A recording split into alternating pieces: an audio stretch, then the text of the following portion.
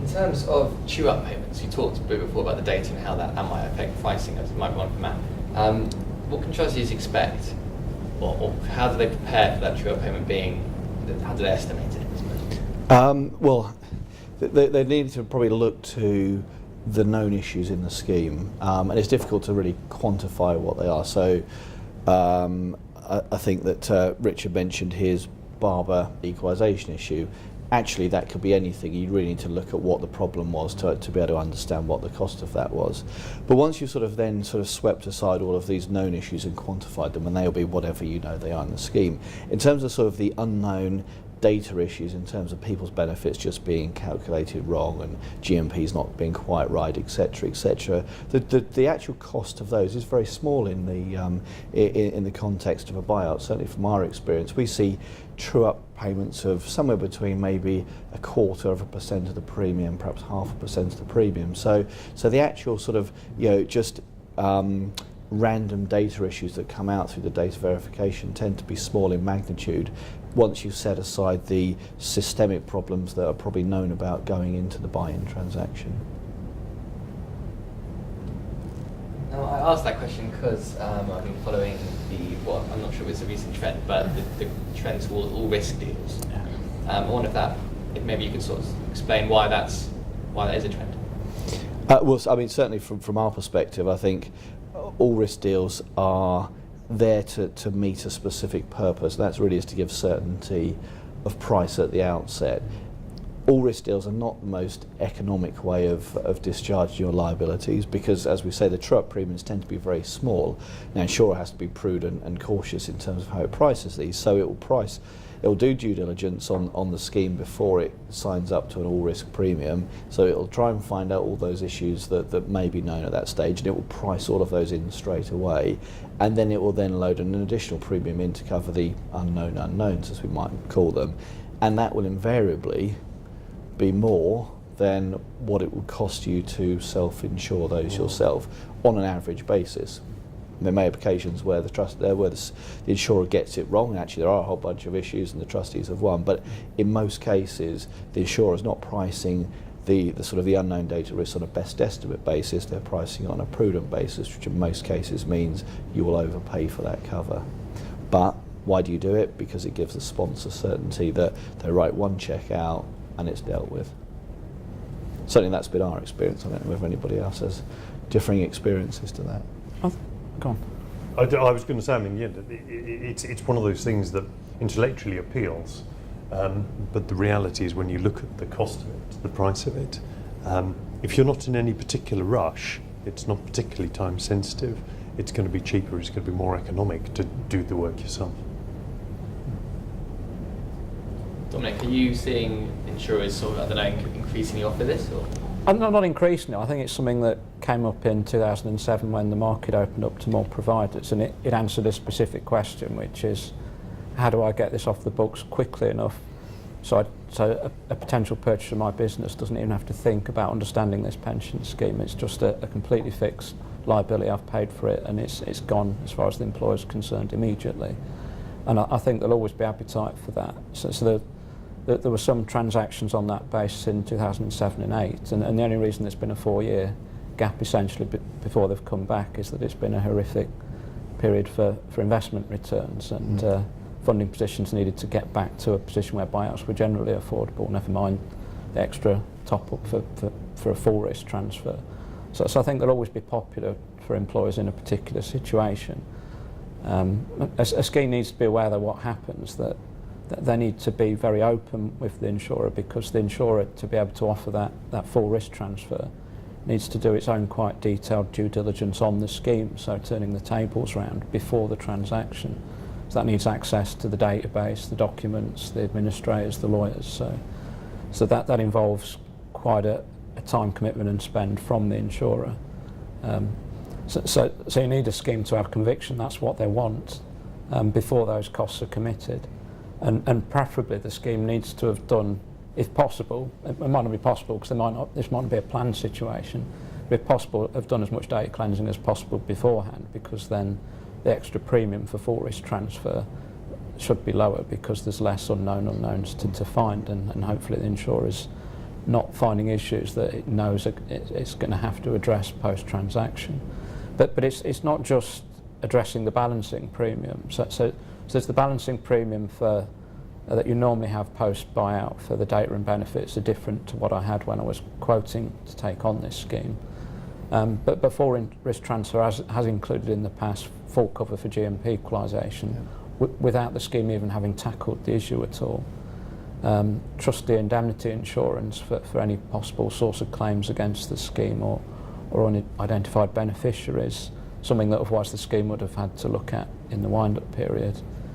And potentially cover for wind-up costs, which has two benefits. One is that that's the last area of uncertainty gone in cost terms for the employer, but it also creates another party, the insurance company, that's got a definite focus and interest, if they didn't have one already, but an even greater interest in getting the wind-up completed quickly, so that unnecessary costs aren't incurred post-transaction. So that can be a good thing for the members in another way of just when the employer is possibly not connected or not so interested in the scheme because they've ended their financial liabilities to it completely. And where the trustees may see changes at that time, if it's around the M&A, the trustee board may lose key members, that there is still focus on getting the wind-up finished, with the insurance company having a very strong financial interest in getting it finished. So it can work quite well for particular cases if that extra premium makes sense in the circumstances, which it may do, because the insurance company, even if it prices prudently the extra risk, understands the risk, whereas the buyer of a company may not have final salary pensions at the top of its lists of specialisms and may struggle to know what is my risk exposure here and feel even more conservatively about pricing it itself. On the kind of employer side, I suppose, and their aims, maybe there's just one for you, Richard. Where sort of trustees fit in managing expectations between those parties and giving those trustees? Managing the employer's expectations? Yeah. Oh, absolutely. There's a huge universe of employers. Some really understand it and engage with it. Others just don't. There are those who understand and engage with it. Might be a larger employer with a pensions manager who understand that the process is a long-term process. Those who are unengaged, rather like the company I mentioned earlier on with the equalisation issue, we don't understand this, we just want it to go away, so make it go away quickly. And they don't understand the nature of the residual liability.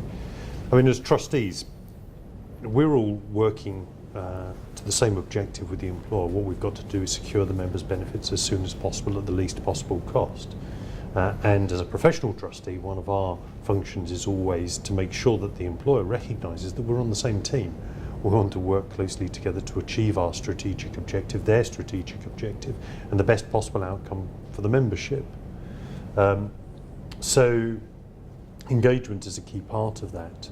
And before any trustee sets out on any complex transaction like this, or indeed an investment restructuring or anything else, it should be as part of the same team as the employer.